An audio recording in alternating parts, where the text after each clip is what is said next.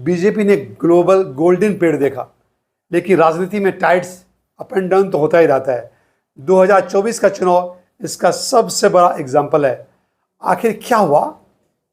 BJP जिसे 400 plus की उम्मीदें थी, सीट्स की उम्मीदें थी, वो सिर्फ 240 पे आके सिमट गई। क्या ये डाउनफॉल एक शुरुआती रुझान है, शुरुआती दौर है? इस सवाल का जवाब हम लेंगे इस वीडियो में। लेकिन क्या वाकई कोई पार्टी हमेशा अजय रह सकता है, अनबीटेबल रह सकता है? क्या कांग्रेस भी कभी अनबीटेबल नहीं थी? क्या बीजेपी अब उसी रास्ते पे जा रही है? इसी कॉन्टेक्स्ट को हम यहाँ पे चर्चा करेंगे। लगातार इस वीडियो में बने रहिए, आपको तफसील से सारी कहानी आपको समझ।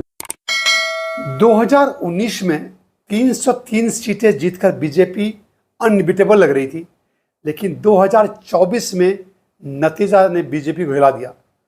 बीजेपी जो शुरू से 400 का पार का नारा लगा रही थी, सिर्फ और सिर्फ 240 सीट पे आके सिमट गई।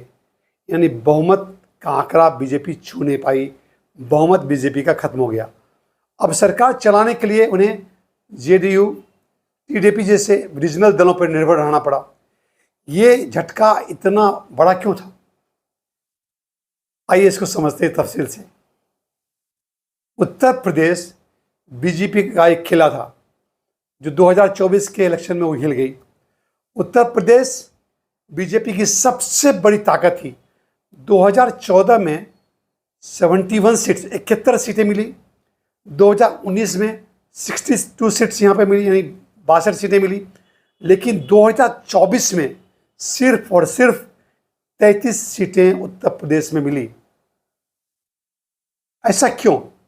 क्योंकि अखिलेश यादव और राहुल गांधी ने कास्ट सेंसस और सोशल जस्टिस का जो नैरेटिव पकड़ लिया, यादव, दलित और मुस्लिम वोट एकजुट हो गए। यानी पीडीए, पिछला दलित और अल्पसंख्यक का जो फॉर्मूला अखिलेश यादव ने सेट किया, वो काफ़ी हद तक यूपी के इलेक्शंस में काम कर गया। यानी जो राज्य बीजेपी की जान थी, वही बीजेपी की हार का सबसे बड़ा कारण बना। बीजेपी कास्ट सेंसस का असर देखा गया। भाई बिहार में भी बीजेपी की हालत कमजोर हुई। नीतीश कुमार भले एनडीए की में लौट आए, लेकिन कास्ट सेंसस ने बीजेपी के गणित को बिगाड़ दिया। लालू प्रसाद यादव और तेजस्वी ने साफ कहा, जितनी संख्या भारी उतनी उसकी हिस्सेदारी। यह नारा लगाकर उसने लोगों को काफ़ी अट्रैक्ट किया। नतीजा, बीजेपी को बिहार में जो भी उम्मीद थी उसका ज़्यादा फायदा नहीं मिला। वही अगर बात करें महाराष्ट्र की, महाराष्ट्र में गठबंधन को जबरदस्त मार पड़ी।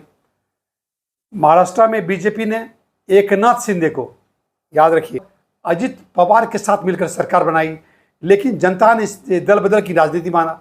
शिवसेना उद्धव ने और शरद पवार के गुट ने इससे ढेर सारा सहानुभूति बटोरा।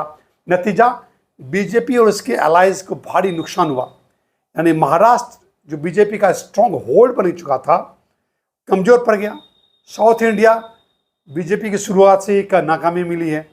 साउथ इंडिया में बीजेपी बहुत कोशिश की, लेकिन तेलंगाना, तमिलनाडु, केरला, आंध्र प्रदेश में कोई खास फर्क नहीं पड़ा।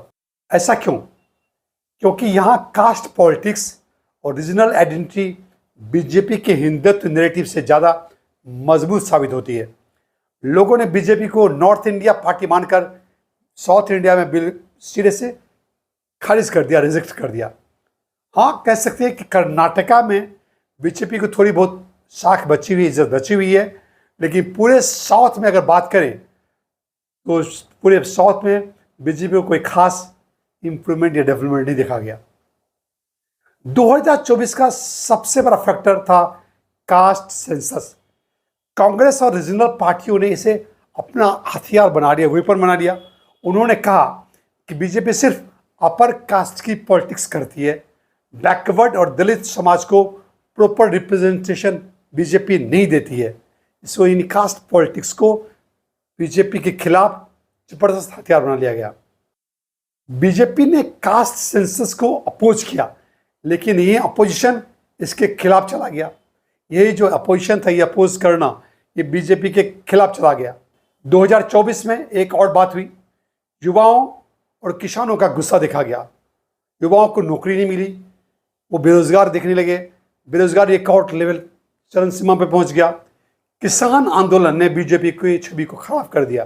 किसान का जो लगातार आंदोलन था एमएसपी के लिए, उसने बीजेपी की छवि को भी खराब कर दिया।